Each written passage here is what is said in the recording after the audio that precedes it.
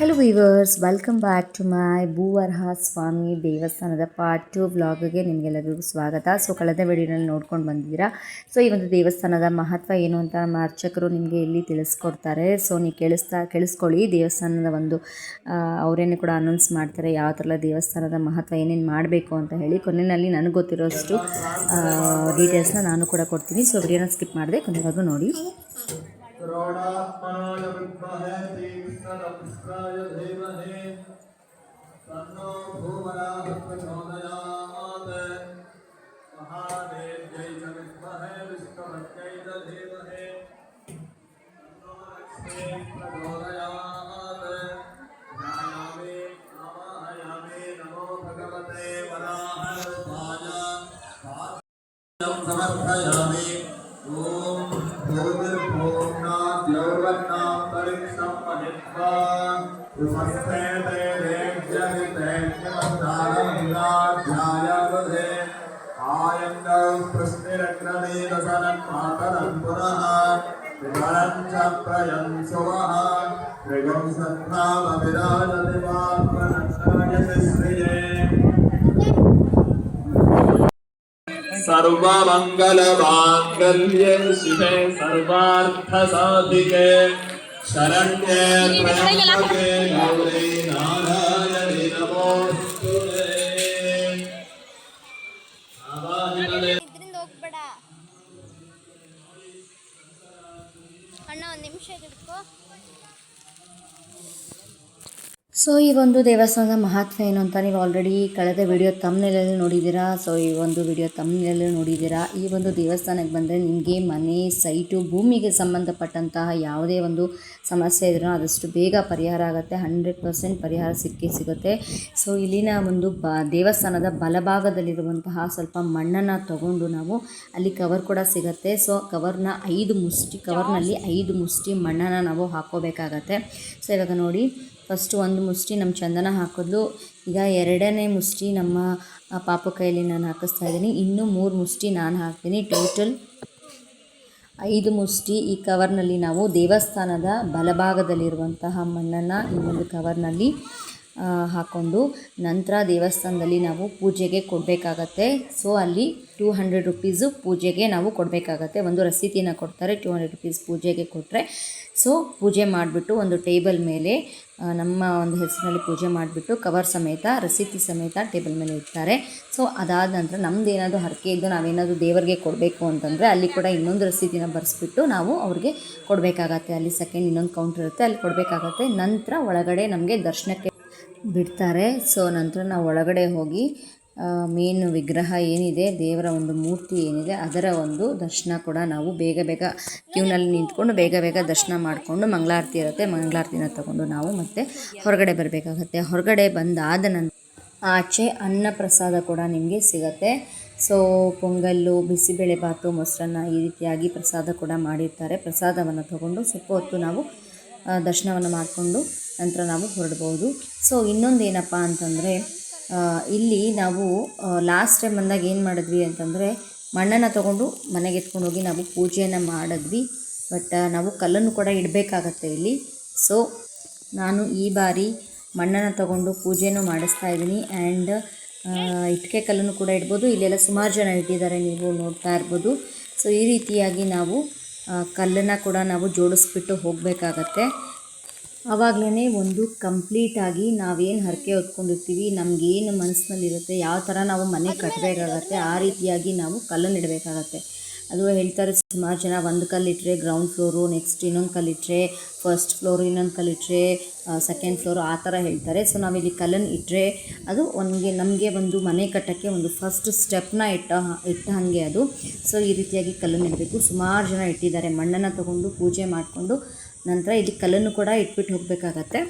ಆ ಒಂದು ಪೂಜೆ ಮಾಡಿಸಿರೋ ಮಣ್ಣು ಏನಿದೆ ಅದನ್ನು ನಾವು ಮನೆಗೆ ತಗೊಂಡು ಹೋಗ್ಬಿಟ್ಟು ನಾವು ಅದನ್ನು ಒಂದು ಅರಿಶಿಣದ ಬಟ್ಟೆನಲ್ಲಿ ಕಟ್ಟಿಟ್ಬಿಟ್ಟು ಆ ಒಂದು ಹರಕೆ ಫಲಿಸೋವರೆಗೂ, ಅಂದರೆ ನಾವೇನು ಅಂದ್ಕೊಂಡು ನಾವು ದೇವ್ರ ಹತ್ರ ಹೋಗಿರ್ತೀವಿ, ಸೊ ಅದು ಸಕ್ಸಸ್ ಆಗೋವರೆಗೂ ನಾವು ಡೈಲಿ ಪೂಜೆ ಮಾಡಬೇಕಾಗತ್ತೆ. ಅದು ನೆಕ್ಸ್ಟ್ ಇನ್ನೊಂದು ವಿಡಿಯೋ ಮಾಡಿದ್ದೀನಿ, ಯಾವ ರೀತಿ ನಾನು ಅರಿಶಿಣದ ಬಿಳಿ ಬಟ್ಟೆನ ತೊಗೊಂಡು ಅರಿಶಿಣನ ಹೇಗೆ ನಾನು ಅರ್ಶಿನದ ಬಟ್ಟೆ ಮಾಡಿಕೊಂಡು ಅದರಲ್ಲಿ ನಾನು ಹೇಗೆ ಕಟ್ಟಿಟ್ಬಿಟ್ಟು ಪೂಜೆ ಮಾಡಿದ್ದೀನಿ. ನನಗೆ ಗೊತ್ತಿರೋ ಪ್ರಕಾರ ನಾನು ಕಳೆದ ಬಾರಿ ಮಾಡಿರೋದನ್ನು ಅದೇ ಥರನೇ ಯಾವ ಥರ ಮಾಡೋದು ಅಂತ ನನಗೆ ಗೊತ್ತಿರೋಷ್ಟು ನಾನು ನಿಮಗೆ ಈ ಒಂದು ವಿಡಿಯೋನಲ್ಲಿ ತಿಳಿಸ್ಕೊಡ್ತಾ ಇದ್ದೀನಿ.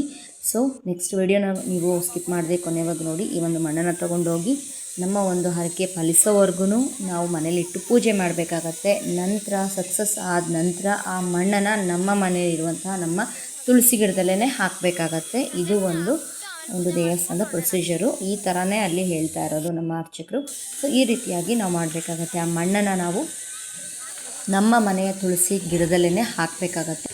ನಾವು ಇಲ್ಲಿ ಪೂಜೆ ಮಾಡಿಸೋದಕ್ಕಿಂತ ಮುಂಚೆ, ಪೂಜೆ ಮಾಡಿಸಿದ್ಮೇಲೇನೋ ಆಗ್ಬೋದು, ಪೂಜೆ ಮಾಡಿಸೋದಕ್ಕಿಂತ ಮುಂಚೆ ಆದರೂ ಆಗ್ಬೋದು, ದೇವಸ್ಥಾನದಲ್ಲಿ ನಾವು ಆ ಮಣ್ಣನ್ನು ಇಟ್ಕೊಂಡು 11 ಪ್ರದಕ್ಷಿಣೆನ ಹಾಕಬೇಕಾಗತ್ತೆ. ನಾವು ಕವರ್ನಲ್ಲಿ ಏನು ಕಲೆಕ್ಟ್ ಮಾಡ್ಕೊಂಡಿರ್ತೀವಿ 5 ಮುಷ್ಟಿ ಮಣ್ಣು, ನಾವು ಪೂಜೆ ಮಾಡಿಸಿ ಆದಮೇಲೂ ಕೂಡ 11 ಪ್ರದಕ್ಷಿಣೆ ಹಾಕಲೇಬೇಕು. ಅಥವಾ ಪೂಜೆ ಮಾಡಿಸೋದಕ್ಕಿಂತ ಮುಂಚೆನಾದರೂ 11 ಪ್ರದಕ್ಷಿಣೆ ಹಾಕಿಬಿಟ್ಟು ಪೂಜೆನ ಮಾಡಿಸ್ಬಹುದು. ಸೊ ನಾನು ಫಸ್ಟು 5 ಮುಷ್ಟಿ ಮಣ್ಣನ್ನು ಕಲೆಕ್ಟ್ ಮಾಡಿಕೊಂಡು ಫಸ್ಟು ನಾನು 11 ಪ್ರದಕ್ಷಿಣೆಯನ್ನು ಹಾಕಿ ನಂತರ ಕಲ್ಲನ್ನು ಇಟ್ಟು ಒಳಗಡೆ ಹೋಗಿ ಪೂಜೆನ ಮಾಡಿಸಿ ನಂತರ ನಂದೇನು ಕಳೆದ ಬಾರಿದ ಹರಕೆ ಇತ್ತು ಅದನ್ನು ತೀರಿಸಿ ಒಳಗಡೆ ಹೋಗಿ ನಾನು ದೇವರ ದರ್ಶನವನ್ನು ಮಾಡಿಕೊಂಡು ನಂತರ ಅನ್ನಪ್ರಸಾದದ ಕಡೆಗೆ ನಾನು ಹೋಗಿರೋವಂಥದ್ದು. ಸೊ ಇದು ಪ್ರೊಸೀಜರು. ನೀವು ಇದನ್ನು ಮಣ್ಣನ್ನು ನೀವು ತೊಗೊಂಡು 11 ಪ್ರದಕ್ಷಿಣೆ ಹಾಕಿನಾದರೂ ಮಾಡ್ಬೋದು, ಅಥವಾ ಫಸ್ಟ್ ಪೂಜೆ ಮಾಡಿಸ್ಬಿಟ್ಟಾದರೂ 11 ಪ್ರದಕ್ಷಿಣೆ ಹಾಕ್ಬೋದು. ನೀವು ಒಟ್ಟಿನಲ್ಲಿ 11 ಪ್ರದಕ್ಷಿಣೆಯನ್ನು ಹಾಕಲೇಬೇಕು. ಸೊ ನಾನು ಇವಾಗ 11 ಪ್ರದಕ್ಷಿಣೆಯನ್ನು ಹಾಕ್ತಾಯಿದ್ದೀನಿ. ನಮ್ಮ ಚಂದನ ಆಲ್ರೆಡಿ ಅವಳು ಕಾಲು ನೋವಾಯಿತು ಅಂತ ಅವಳಲ್ಲೇ ಕೂತ್ಕೊಂಡ್ಬಿಟ್ಲು. ಸೊ ಇವಾಗ ನಾನು 11 ಪ್ರದಕ್ಷಿಣೆಯನ್ನು ಹಾಕ್ತಾ ಇದ್ದೀನಿ. ಯಾರು 11 ಪ್ರದಕ್ಷಿಣೆ ಮಾಡದೇ ಪೂಜೆ ಮಾಡ್ತಿದ್ದೀರಾ, ಒಳಗಡೆ ವರಾಹ ಸ್ವಾಮಿಯ ದರ್ಶನ ಆದಮೇಲೆ 11 ಪ್ರದಕ್ಷಿಣೆ ಕಂಪ್ಲೀಟ್ ಮಾಡಿ ನಂತರ ಶ್ರೀನಿವಾಸ ದೇವರ ದರ್ಶನ ಮಾಡಿ ಅನ್ನದಾಸೋಹಕ್ಕೆ ಪ್ರಸಾದಿಸೋ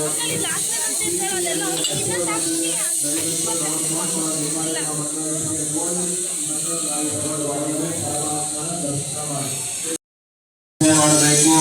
ನೀವೇನು ಪ್ರಾರ್ಥನೆ ಮಾಡ್ಕೊಂಡಿದ್ದೀರಾ ನಿಮ್ಮ ಎಲ್ಲ ಕೆಲಸಗಳು ನೆರವೇರೋವರೆಗೂ ಪ್ರತಿದಿನ ಪೂಜೆ ಮಾಡಿ. ನೀವು ಅಂದ್ಕೊಂಡಿರೋ ಕೆಲಸ ನೆರವೇರಿದ ಮೇಲೆ ಮತ್ತೆ ಬಂದು ಇಲ್ಲಿ ಸ್ವಾಮಿಗೆ ನಿಮ್ಮ ಹರಕೆ ಕಾಣಿಕೆಯನ್ನು ಸಲ್ಲಿಸಿ ಇಲ್ಲಿಂದ ಮನೆಗೆ ಹೋಗಿ ಕೊನೆಯದಾಗಿ ಒಂದು ಪೂಜೆ ಮಾಡಿ ತುಳಸಿ ಕಟ್ಟೆಗೆ ಹಾಕಬೇಕು. ಮಣ್ಣನ್ನು ಬೇರೆ ಎಲ್ಲೋ ಹಾಕಬಾರ್ದು. ಒಂದು ಇಟ್ಟಿಗೆನ ನಮ್ಮ ದೇವಸ್ಥಾನಕ್ಕೆ ಇಲ್ಲೇ ಇಡಿ ಬಲಭಾಗದಲ್ಲಿ, ಇನ್ನೊಂದು ಇಟ್ಟಿಗೆ ತಗೊಂಡು ಹೋಗಿ ನಿಮ್ಮ ಮನೆ ಕಟ್ಟಿಸುವಾಗ ಈ ದರ್ಶನ ಆದ್ಮೇಲೆ 11 ಪ್ರದಕ್ಷಿಣೆ ಮಾಡಿ ನಂತರ ಶ್ರೀನಿವಾಸ ದೇವರ ದರ್ಶನ ಮಾಡಿ ಅನ್ನದಾಸೋಹಕ್ಕೆ ಪ್ರಸಾದಕ್ಕೋಗಿ ಚೀಟಿಯಲ್ಲಿ ಹೆಸರು ಬರೆದಿದೆ, ದಯವಿಟ್ಟು ಹೆಸರು ನೋಡಿಕೊಂಡು ನಿಮ್ಮ ಮಣ್ಣು ಇಟ್ಟಿಗೆ ತಗೊಳ್ಳಿ. ಹಣ್ಣು ಕಾಯಿ ತಗೊಂಡು ತಗಡೆ ಸ್ವಾಮಿಯ ದರ್ಶನ ಮಾಡಿ.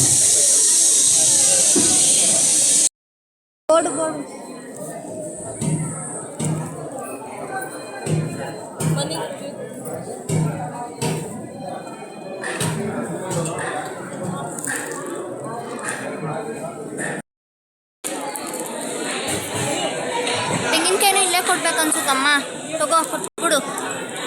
ಸೊ ಇಲ್ಲಿ ನನ್ನ ಒಂದು ಕಳೆದ ಬಾರಿಯ ಹರಕೆ ನಾನೇನು ಹೊತ್ಕೊಂಡಿದ್ದೆ ಅದನ್ನು ಇಲ್ಲಿ ನಾನು ಅರ್ಚಕರ ಹತ್ರ ಕೊಟ್ಟಿದ್ದೀನಿ.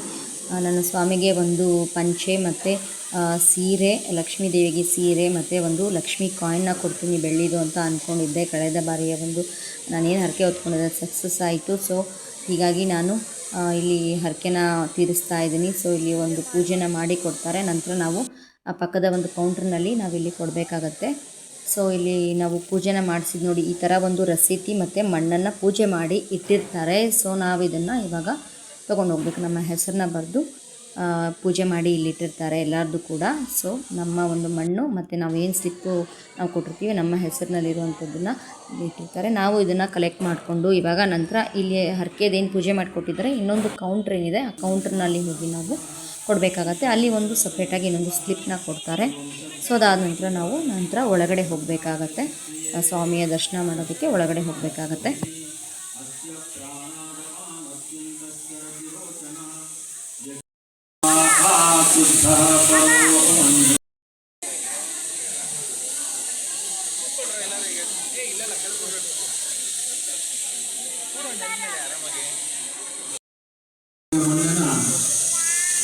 ಕಟ್ಟಿ ದೇವರ ಮನೆಯಲ್ಲಿಟ್ಟು ನಿತ್ಯ ಪೂಜೆ ಮಾಡಬೇಕು.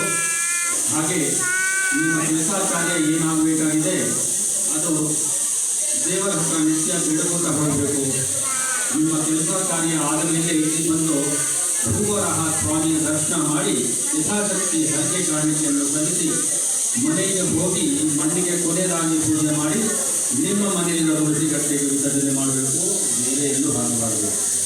ಇಟ್ಟಿಗೆ ಪೂಜೆ ಮಾಡಿದವರು ಒಂದು ಇಟ್ಟಿಗೆ ದೇವಸ್ಥಾನದ ಬಲಭಾಗದಲ್ಲಿ ಭೂವರಾಹ ಸ್ವಾಮಿಗೆ ಸಮರ್ಪಣೆ ಮಾಡಬೇಕು. ಮತ್ತೊಂದು ಇಟ್ಟಿಗೆ ತಗೊಂಡು ಹೋಗಿ ನಿಮ್ಮ ಕಟ್ಟಡಕ್ಕೆ ಈಶಾನ್ಯ ಮೂಲೆಯ ಗೋಡೆಗೆ ಕಟ್ಟಿಸಬೇಕು.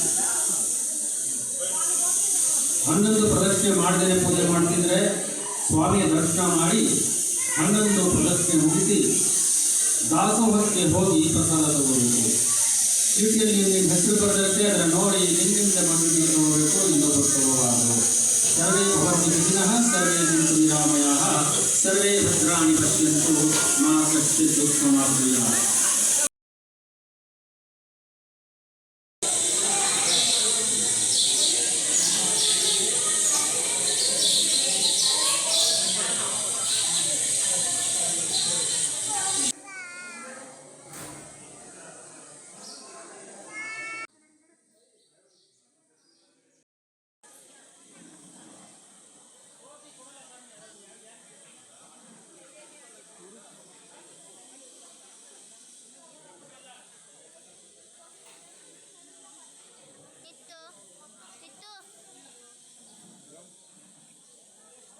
ಸೊ ನಂತರ ಇಲ್ಲಿ ಮುಗಿಸ್ಕೊಂಡು ಆಚೆ ಅನ್ನಪ್ರಸಾದ ಇರುತ್ತೆ. ಸೊ ಅನ್ನಪ್ರಸಾದನ ಮುಗಿಸ್ಕೊಂಡು ಸ್ವಲ್ಪ ಹೊತ್ತು ಬೇಕಾದರೆ ನೀವು ಕೆರೆ ಇದೆ, ಕೆರೆ ಹತ್ರ ಕೂಡ ಸ್ವಲ್ಪ ಹೊತ್ತು ಟೈಮ್ನ ಸ್ಪೆಂಡ್ ಮಾಡ್ಬೋದು. ತುಂಬ ಚೆನ್ನಾಗಿದೆ ಒಂದು ಕೆರೆಯ ವಾತಾವರಣ. ನೀವೇನಾದರೂ ತಿನ್ನಬೇಕು, ಸ್ನ್ಯಾಕ್ಸ್ ಏನಾದರೂ ತಿನ್ನಬೇಕು, ಏನಾದರೂ ತೊಗೋಬೇಕು ಅಂದರೂ ಸುಮಾರು ದೇವಸ್ಥಾನದ ಕಡೆ ನೋಡಿರ್ತೀರ, ಎಲ್ಲ ಇರುತ್ತೆ ತಿನ್ನೋಕ್ಕೆ, ಜ್ಯೂಸು ಪ್ರತಿಯೊಂದು ಇರುತ್ತೆ. ನೀವೆಲ್ಲ ಅಲ್ಲಿ ಸ್ವಲ್ಪ ಹೊತ್ತು ಟೈಮ್ನ ಸ್ಪೆಂಡ್ ಮಾಡಿಕೊಂಡು ನಂತರ ನೀವು ಹೊರಡ್ಬೋದು. ತುಂಬ ಚೆನ್ನಾಗಿದೆ, ಕೆರೆ ಅಂತೂ ಸಖತ್ತಾಗಿದೆ, ಪ್ರಶಾಂತವಾಗಿದೆ, ತುಂಬ ಚೆನ್ನಾಗಿ ತಂಪಾದ ಗಾಳಿ ಬೀಸ್ತಾ ಇರುತ್ತೆ, ಸೂಪರಾಗಿದೆ. ಒಂದು ಸತಿ ಎಲ್ಲರೂ ಹೋಗಿ ಒಂದು ದೇವಸ್ಥಾನವನ್ನು ವಿಸಿಟ್ ಮಾಡಿ ಅಂತ ನಾನು ಕೇಳ್ಕೊಳ್ತೀನಿ. ಸೊ ಆಚೆ ಬಂದು ಅನ್ನಪ್ರಸಾದಕ್ಕೆ ಹೋಗೋಕ್ಕಿಂತ ಮುಂಚೆ ಸ್ವಲ್ಪ ಫೋಟೋಸ್ನ ತೊಗೊಳ್ತಾ ಇದ್ದೀವಿ. ಇಲ್ಲಿ ನೋಡಿ ನಮ್ಮ ಪಾಪ ಹೆಂಗೆ ಪೋಸ್ ಕೊಡ್ತಾಳೆ ನೋಡಿ, ಏನು ಪೋಸ್ ಕೊಡ್ತಾಳೆ ನೋಡು, ಎಷ್ಟು ಚೆನ್ನಾಗಿ ಪೋಸ್ ಕೊಡ್ತಾ ಇದ್ದಾಳೆ ನೋಡಿ. ಸ್ವಲ್ಪ ಹೊತ್ತು ಫೋಟೋಸ್ನ ನಾವು ತೊಗೊಂಡ್ವಿ. ಸೊ ಸ್ವಲ್ಪ ಹೊತ್ತು ಫೋಟೋಸ್ನ ತೊಗೊಂಡು ನಂತರ ಇವಾಗ ನಾವು ಆಚೆ ಹೋಗ್ತೀವಿ. ನೋಡಿ ಏನು ಚೆನ್ನಾಗಿ ಪೋಸ್ ಕೊಡ್ತಾಳೆ ನೋಡಿ ನಮ್ಮ ಪಾಪು, ಸೂಪರಾಗಿ ಪೋಸ್ ಕೊಡ್ತಾ ಇದ್ದಾಳೆ. ನೀವು ರೀಲ್ಸ್ನಲ್ಲೆಲ್ಲ ನೋಡಿರ್ಬೋದು. ಸೊ ಏನು ರೀಲ್ಸ್ನಲ್ಲೆಲ್ಲ ಸಖತ್ತಾಗಿ ಬಂದಿದ್ದಾಳೆ, ಸಖತ್ ಚೆನ್ನಾಗಿ ಪೋಸ್ ಕೊಡ್ತಾಳೆ. ಸೊ ಇವಾಗ ಆಚೆ ಹೋಗ್ತಾ ಇದ್ದೀವಿ. ಸೊ ಇನ್ನೇನು ಆಚೆ ಹೋಗ್ತಾ ಇದ್ದೀವಿ, ಅನ್ನಪ್ರಸಾದ ಕಡೆ ದಾರಿ ಅಂತ ಹಾಕಿರ್ತಾರೆ. ಸೊ ಅಲ್ಲಿ ಹೋಗಿ ಅನ್ನಪ್ರಸಾದನೆಲ್ಲ ಮುಗಿಸ್ಕೊಂಡು ನಂತರ ಏನಾದರೂ ಬೇಕಾದ್ರೆ ಸ್ನ್ಯಾಕ್ಸ್ ಗಿಕ್ಸ್ ತಿನ್ಬೋದು. ಎಲ್ಲ ಮುಗಿಸ್ಕೊಂಡು ನೋಡಿ, ಇದು ನಮ್ಮ ಒಂದು ಅನ್ನಪ್ರಸಾದ ತಗೊಳ್ಳುವಂತಹ ಒಂದು ಜಾಗ. ಸೊ ನೋಡ್ತಾ ಇರ್ಬೋದು. ಸೊ ಬಿಸಿಬೇಳೆಬಾತು ಮತ್ತು ಮೊಸರನ್ನ ಕೊಟ್ಟಿದ್ದಾರೆ. ನಮ್ಮ ಪಾಪು ಸ್ವಲ್ಪ ಮೊಸರನ್ನ ತಿನ್ನಲ್ಲ ಅಷ್ಟೇ, ಬಿಸಿಬೇಳೆಬಾತು ಸ್ವಲ್ಪ ಖಾರ ಇದ್ರೂ ಅವಳು ಇನ್ನೇನು ತಿನ್ನಲ್ಲ. ಸೊ ಸಖತ್ತಾಗಿತ್ತು ಅನ್ನಪ್ರಸಾದ ಮಾತ್ರ. ಸೊ ನಾವು ಅನ್ನಪ್ರಸಾದ ಮುಗಿಸ್ಕೊಂಡು ಪಕ್ಕದಲ್ಲೇ ಕೆರೆ ಇದೆ, ದೇವಸ್ಥಾನದ ಹತ್ರನೇ ಕೆರೆ ಇದೆ ಪಕ್ಕದಲ್ಲಿ. ತುಂಬ ಚೆನ್ನಾಗಿದೆ, ಸಕ್ಕದ ಗಾಳಿ ಬೀಸ್ತಾ ಇತ್ತು, ನೋಡ್ತಾ ಇರ್ಬೋದು. ಸ್ವಲ್ಪ ಹೊತ್ತು ಇಲ್ಲಿ ಟೈಮ್ನ ಸ್ಪೆಂಡ್ ಮಾಡಿದ್ವಿ. ಸೊ ನಮ್ಮ ಚಂದನ ಸ್ವಲ್ಪ ಕೆರೆಯಲ್ಲಿ ಆಟ ಆಡಿದ್ಲು, ಹಂಗೆ ನಮ್ಮ ಪಾಪನೂ ಕೂಡ ಸ್ವಲ್ಪ ಹೊತ್ತು ಅವಳನ್ನ ನೋಡಿಬಿಟ್ಟು ಕೆರೆಯಲ್ಲಿ ಇಳಿಸು ಅಂತ ಹೇಳಿದ್ಲು. ಸ್ವಲ್ಪ ಮುಂದೆ ಮೆಟ್ಲು ಮುಂದೆ ಸ್ವಲ್ಪ ಹೊತ್ತು ನಿಲ್ಲಿಸಿದ್ದೆ ನಮ್ಮ ಪಾಪನೂ ಕೂಡ. ನೋಡಿ ಏನು ಸಖತ್ತಾಗಿದೆ. ಸೊ ಇದು ಸನ್ಸೆಟ್ ಆಗೋ ಟೈಮು ಆಲ್ಮೋಸ್ಟ್ ಒಂದು 5:30 ಆಗಿದೆ. ಸ್ವಲ್ಪ ನಾವು ಲೇಟಾಗಿ ಬಿಟ್ವಿ ಈ ಸತಿ. ಸೊ ಅಷ್ಟು ಲೇಟಾಗಿ ಬಿಟ್ರೂ ಮನೆಗೆ ತುಂಬ ಬೇಗನೆ ರೀಚ್ ಆದ್ವಿ. ಸೊ ನೋಡಿ ಚೆನ್ನಾಗಿ ಆಟ ಆಡ್ತಿದ್ದಾರೆ ನೋಡಿ ನಮ್ಮ ಪಾಪು. ಸುಮಾರು ಜನ ಅಲ್ಲೆಲ್ಲ ಆಟ ಆಡ್ತಾಯಿದ್ದು ನೋಡಿ ಅವಳಿಗೂ ಇಳಿಬೇಕು ಅಂತ ಅನ್ನಿಸ್ತು. ಹಾಗೆ ಇಲ್ಲಿ ಸ್ವಲ್ಪ ನಮ್ಮ ಚಂದನ ಪಕ್ಕದಲ್ಲಿ ಐಸ್ ಕ್ರೀಮ್ ತೊಗೊಂಡಿದ್ಲು. ಸೊ ತಿಂದ್ಕೊಂಡು ಅವಳು ಆಟ ಆಡ್ತಿದ್ದಾಳೆ ಅಂತ ಅವಳನ್ನ ನೋಡಿ ಇವಳು ಆಟ ಆಡ್ತಾ ಇದ್ದಾಳೆ. ಸೂಪರಾಗಿತ್ತು ಮಾತ್ರ ಈ ಸತಿ ನಮ್ಮ ಭೂವರಾಹ ಸ್ವಾಮಿ ದೇವಸ್ಥಾನದ ಹರಕೆ ತೀರಿಸಿದ್ದು. ಆ್ಯಂಡ್ ಈ ಸತಿ ದೇವರ ದರ್ಶನ ತುಂಬ ಅಂದರೆ ತುಂಬ ಚೆನ್ನಾಗಾಯಿತು. ಆ್ಯಂಡ್ ತೃಪ್ತಿಯಾಗಿ ದರ್ಶನ ಆಯಿತು, ಅನ್ನಪ್ರಸಾದ ಆಯಿತು, ನಂತರ ಸ್ವಲ್ಪ ಟೈಮ್ ಸ್ಪೆಂಡ್ ಮಾಡಿದ್ದು ಆ್ಯಂಡ್ ಆದಷ್ಟು ಬೇಗನೆ ಮನೆಗೆ ರೀಚ್ ಆಗಿದ್ದು ಎಲ್ಲ ಕೂಡ ತುಂಬಾ ಚೆನ್ನಾಗಾಯಿತು ಈ ಸಾರಿ. ಸೊ ಇನ್ನೂ ನೆಕ್ಸ್ಟ್ ಇನ್ನೊಂದು ಹರಕೆ ಇದೆ. ಸೊ ನೋಡೋಣ ಮತ್ತು ನಮ್ಮ ಭೂವರಾಹ ಸ್ವಾಮಿ ನಮ್ಮನ್ನು ಯಾವಾಗ ಕರೆಸ್ಕೋತಾರೆ ಅಂತ. ಸೊ ಆದಷ್ಟು ಬೇಗ ಅದು 100% ನೆರವೇರುತ್ತೆ, ನನಗಿದು ನಂಬಿಕೆ ಇದೆ. ಸೊ ಇಲ್ಲಿಂದ ನಂತರ ಪಕ್ಕದಲ್ಲಿರುವಂತಹ ಒಂದು ಸೇವಂತಿಗೆ ತೋಟಕ್ಕೆ ಕೂಡ ಹೋಗಿದ್ವಿ. ಅಲ್ಲಿ ಸುಮಾರು ಪೀಕಾಕ್ಸ್ ಎಲ್ಲ ಇತ್ತು, ಬಟ್ ನಾನು ಅದನ್ನು ವಿಡಿಯೋ ಮಾಡೋಕ್ಕಾಗಲಿಲ್ಲ. ಬಟ್ ಈ ಒಂದು ವಿಡಿಯೋನಲ್ಲಿ ತೋರ್ಸೋಕ್ಕಾಗಲಿಲ್ಲ, ನೀವು ಇನ್ನೊಂದು ವಿಡಿಯೋನಲ್ಲಿ ನೋಡ್ಬೋದು. ಸೊ ತುಂಬ ಚೆನ್ನಾಗಿತ್ತು, ಅಲ್ಲಿನ ಅಷ್ಟು ಮಾತ್ರ ನಾನು ವಿಡಿಯೋ ಮಾಡೋಕ್ಕಾಗಿತ್ತು. ಈ ಒಂದು ವಿಡಿಯೋನಲ್ಲಿ ಆ್ಯಡ್ ಮಾಡೋಕ್ಕಾಗಲಿಲ್ಲ, ತುಂಬ ಲೆಂತ್ ಆಗಿಬಿಡುತ್ತೆ ವಿಡಿಯೋ. ಸೊ ಹೀಗಾಗಿ ಎಷ್ಟಾಗುತ್ತೋ ಅಷ್ಟನ್ನು ನಾನು ಈ ಒಂದು ವಿಡಿಯೋನಲ್ಲಿ ತೋರಿಸಿದ್ದೀನಿ. ಆ್ಯಂಡ್ ಏನಂತಂದರೆ ನೀವೊಂದು ಸತಿ ಇಲ್ಲಿ ವಿಸಿಟ್ ಮಾಡಿದ್ರೆ ನಿಮಗೆ ಎಲ್ಲ ಡೀಟೇಲ್ಸು ಗೊತ್ತಾಗುತ್ತೆ. ನಿಮಗೆ ಮನೆ ಖರೀದಿ ಮಾಡೋವಂಥದ್ದು, ಸೈಟು, ಭೂಮಿಗೆ ಸಂಬಂಧಪಟ್ಟಿರೋವಂಥದ್ದು, ನೀವೇನೇ ಒಂದು ಹರಕೆ ಹೊತ್ಕೊಂಡ್ರೂ ಇದು 100% ನೆರವೇರುತ್ತೆ. ನೀವೊಂದು ಸತಿ ಬಂದರೆ ನಿಮಗೆ ಇಲ್ಲೆಲ್ಲ ಗೊತ್ತಾಗ್ಬಿಡುತ್ತೆ, ಯಾವ ಥರ ಪ್ರೊಸೀಜರು, ಹೆಂಗೆ ಯಾವ ಥರ ಮಾಡೋದಂತ ಅರ್ಚಕರೆಲ್ಲ ಇಲ್ಲಿ ಹೇಳ್ತಾರೆ. ಆ್ಯಂಡ್ ಮೈಕ್ನಲ್ಲಿ ಅನೌನ್ಸ್ ಕೂಡ ಮಾಡ್ತಿರ್ತಾರೆ, ನಿಮಗೆಲ್ಲ ಗೊತ್ತಾಗ್ಬಿಡುತ್ತೆ. ಸೊ ನಿಮ್ಗೇನಾದರೂ ಹರಕೆ ಇತ್ತು, ನಿಮಗೇನಾದರೂ ಮನೆ ಕಟ್ಟಬೇಕು ಏನಾದರೂ ಇತ್ತು ಅಂದರೆ ನೀವೊಂದು ಸತಿ ಬಂದು ದಯವಿಟ್ಟು ನಮ್ಮ ಒಂದು ಲಕ್ಷ್ಮೀ ಸಮೇತ ಭೂವರಾಹ ಸ್ವಾಮಿಯ ದರ್ಶನವನ್ನು ಮಾಡಿ 100% ಒಳ್ಳೆ ಪರಿಹಾರ ಸಿಗತ್ತೆ ಅಂತ ಹೇಳ್ತಾ, ಸೊ ಇದರ ಒಂದು ಲೊಕೇಶನ್ನ ನಾನು ಡಿಸ್ಕ್ರಿಪ್ಷನ್ ಬಾಕ್ಸಲ್ಲಿ ಆ್ಯಂಡ್ ಲೊಕೇಶನಲ್ಲಿ ಕೂಡ ನಾನು ಡೀಟೇಲ್ಸ್ನ ಹಾಕಿರ್ತೀನಿ. ಏನಿಲ್ಲ, ನಿಮಗೆ ಪಾಂಡವಪುರ ಕಲ್ಲಹಳ್ಳಿ ಅಂತ ಹಾಕಿದ್ರೆ, ಭೂವರಾಹನಾಥ ಸ್ವಾಮಿ ದೇವಾಲಯ ಅಂತ ಹಾಕಿದ್ರೆ ನಿಮ್ಗೆ ಈಸಿಯಾಗಿ ಗೊತ್ತಾಗ್ಬಿಡುತ್ತೆ. ಸೊ ಆರಾಮ್ಸೆ ನೀವು ಬರ್ಬೋದು. ಸೊ ಒಂದು 3 ಅವರ್ಸಲ್ಲೆಲ್ಲ ನಾವು ರೀಚ್ ಆಗಿಬಿಡ್ತೀವಿ. ಸೊ ಆರಾಮ್ಸೆ ಬಂದು ನೀವು ದರ್ಶನ ಮಾಡಿಕೊಂಡು ಹೋಗ್ಬೋದು. ತುಂಬ ಅಂದರೆ ತುಂಬಾ ಚೆನ್ನಾಗಿದೆ. ಬೆಂಗಳೂರಿಂದ 3 ಅವರ್ಸ್ ಆಗುತ್ತೆ. ನಮ್ಮ ಲೊಕೇಶನಿಂದ 3 to 4 ಅವರ್ಸ್ ಆಯಿತು. ಸೊ ನಾವು 9 ಗಂಟೆಗೆ ಬಿಟ್ಟಿದ್ದು, ರೀಚ್ ಆಗಿದ್ದು 1:30-2 ಗಂಟೆ ಒಳಗಡೆ ನಾವು ರೀಚ್ ಆಗಿದ್ವಿ. ಸೊ ಹಾಗೆ ರೀ, ನಮ್ಮ ಪಾಪುಗೆ ಕಡಗ ತೊಗೊಳ್ಳೋಣ, ನನಗೆ ಒಂದು ಕಡಗ ತೊಗೊಳ್ಳೋಣ ಅಂತ ಇಲ್ಲಿ ತೊಗೊಳ್ತಾ ಇದ್ದೀವಿ. ಸೊ ದೇವಸ್ಥಾನ ಹತ್ರ ಈ ಥರ ತೊಗೊಂಡು ಹೋಗಬೇಕು, ಒಂದು ಪಾಸಿಟಿವ್ ಎನರ್ಜಿ ಇರುತ್ತೆ ಕೈಯಲ್ಲಿ. ಸೊ ನೋಡಿ, ನಾನೊಂದು ಕಡಗ ತೊಗೊಂಡೆ, ನಮ್ಮ ಪಾಪುಗೂ ಒಂದು ಕೊಡಿಸ್ದೆ. ಸೊ ನಮ್ಮ ಪಾಪು ಬರೀ ಕಾರಲ್ಲಿ ನಿದ್ದೆ ಮಾಡೋದೇ ಆಗೋಯಿತು. ಸೊ ಬಂದಾಗಿಂದನೂ ಅವಳು ನಿದ್ದೆ ಮಾಡ್ತಾನೆ ಇದ್ದಾಳೆ ಕಾರಲ್ಲಿ. ಸೊ ಹೋಗೋವಾಗಲೂ ಕೂಡ ನಿದ್ದೆ ಮಾಡ್ತಾನೆ ಇದ್ಲು. ಸೊ ನಾವೀಗ ಇನ್ನೇನು ಹೊರಡ್ತಾ ಇದ್ದೀವಿ. ಸೊ 5:30 ಆಗಿತ್ತು ನಾವಲ್ಲಿ ಬಿಟ್ಟಾಗ, ಹೊರಡ್ತಾ ಇದ್ದೀವಿ ಈಗ. ಸೊ ರೀಚ್ ಆಗಿದ್ದು ಆಲ್ಮೋಸ್ಟ್ 9 o'clock ಒಳಗಡೆ ಎಲ್ಲ ರೀಚ್ ಆಗಿಬಿಟ್ವಿ. ಸೊ ಮನೆಗೆ ಹೋಗಿ ಇನ್ನೇನು ನಾನು ಅಡುಗೆನ ಮಾಡ್ಕೋಬೇಕಾಗತ್ತೆ. ಸೊ ಇವಾಗ ಹೊರಡ್ತಾ ಇದ್ದೀವಿ. ಜಾಸ್ತಿ ಏನೂ ಅಷ್ಟೊಂದು ಟ್ರಾಫಿಕ್ ಇರಲಿಲ್ಲ. ಸೊ ಫ್ರೆಂಡ್ಸ್, ಜಸ್ಟ್ ಇವಾಗ ರೀಚ್ ಆದ್ವಿ. ಮನೆ 9 o'clock ಆಗಿದೆ. ಸೊ ಸ್ವಲ್ಪ ಲೇಟಾಗಿ ಬಿಟ್ವಿ, ಅಲ್ಲಿಂದ 5:30 ಆಗಿತ್ತು. ಆ್ಯಂಡ್ ಸ್ವಲ್ಪ ಬೇಗನೆ ಬಂದಿದ್ದೀವಿ, 9 o'clock ಎಲ್ಲ ರೀಚ್ ಆಗಿದ್ದೀವಿ. ಸೊ ನೋಡಿ, ನಮ್ಮ ಪಾಪು ನಿದ್ದೆ ಮಾಡ್ತಿದ್ದಾಳು, ಇವಾಗ ಇದ್ದಿದ್ದಾಳೆ. ಬಂದ್ಯಾ ಮನೆಗೆ? ಹೋಗಿ ಬಂದ್ಯಾ? ಸೊ ಫ್ರೆಂಡ್ಸ್, ಇವತ್ತಿನ ನಮ್ಮ ಒಂದು ಟ್ರಾವೆಲಿಂಗ್ ವ್ಲಾಗ್, ಭೂವರಾಹ ಸ್ವಾಮಿಯ ಒಂದು ಟ್ರಾವೆಲಿಂಗ್ ವ್ಲಾಗ್ನ ಇಲ್ಲಿಗೆ ಎಂಡ್ ಮಾಡ್ತಾ ಇದ್ದೀನಿ. ಸೊ ನೆಕ್ಸ್ಟ್ ವಿಡಿಯೋದೊಂದಿಗೆ ಸಿಗ್ತೀನಿ. Until then take care and thank you for watching. ಸ್ವಲ್ಪ ಫ್ರೆಶ್ ಅಪ್ ಆಗೋದಿದೆ. ಆ್ಯಂಡ್ ನೆಕ್ಸ್ಟ್ ಇನ್ನೊಂದು ವಿಡಿಯೋದೊಂದಿಗೆ ಸಿಗ್ತೀನಿ. Until then take care and thank you for watching. Bye bye.